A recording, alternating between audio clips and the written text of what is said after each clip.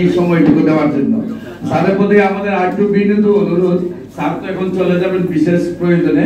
আমরা নেতৃবৃন্দদের বিশেষ করে ইসলামী সমন্বয় পরিষদের ছাত্র পরিষদ, ইসলামী সমন্বয় পরিষদ যুব পরিষদ, ইসলামী সমন্বয় পরিষদ সাংবাদিক পরিষদ এবং ইসলামী সমন্বয় পরিষদের নেতৃবৃন্দ আপনার সাথে একটু দয়া করে আপনি অনুমতি দিলে আপনারা একটু আপনার সাথে ফটো সেশনটা এইটুকু সময় আমাদেরকে দিবেন। আর বিশেষ করে আমরা বলতে চাই, আজকে মুসলমান যেভাবে ভাগ হচ্ছে, বিশেষ করে বাংলাদেশের দুইটি দল, সবচেয়ে বড় একটি ওয়াহাবি আর একটা হচ্ছে সুন্নি। এই দ্বন্দ্বগুলোকে যদি স্যার আমাদেরকে শেষ করতে চান, আমরা বলবো যে শিক্ষানীতি একই কোরআন, কেন কওমিয়া এবং আলিয়া দুইটা ভিন্ন থাকবে? আমরা স্যারের কাছে দাবি রাখবো যে ইসলামী শিক্ষানীতি যেন একটা হয়, তাহলে আমাদের দ্বন্দ্ব অনেক চলে যাবে।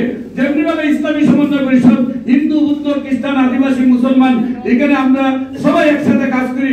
আমরা কে সুন্নি, কে ওয়াহাবি, কে তবলিগি, কে জামাতি, কে রাফিজি, কে কারিজি, কে শিয়া, কে মুতাজিলা, কে আহলে হাদিস, সেইগুলো ভিন্নতা নিয়ে আমরা দ্বন্দ্ব না করে আমরা শুধু সামাজিক কাজগুলো করে থাকি এবং সবার যেভাবে আমরা সারা পাচ্ছি, আমরা মিলিত অনুরোধ করব মানুষের বৈষম্য দূর করার জন্য আমরা ইসলামী শিক্ষানীতি স্যারের কাছে একটা দাবি করে আমি আমার স্যারকে আমাদের অনুষ্ঠানে আসার জন্য আমরা আমাদের সবার পক্ষ থেকে আবারও সালাম জানিয়ে শেষ করতে সবাইকে ধন্যবাদ। আসসালামু আলাইকুম ওয়া রাহমাতুল্লাহি ওয়া বারাকাতুহু। ধন্যবাদ। এবারে আপনাদের সামনে বক্তব্য রাখবেন আজকের অনুষ্ঠানের মধ্যমণি, গণপ্রজাতন্ত্রী বাংলাদেশ সরকারের মাননীয় ধর্ম উপদেষ্টা জনাব খালিদ হোসেন। জনাব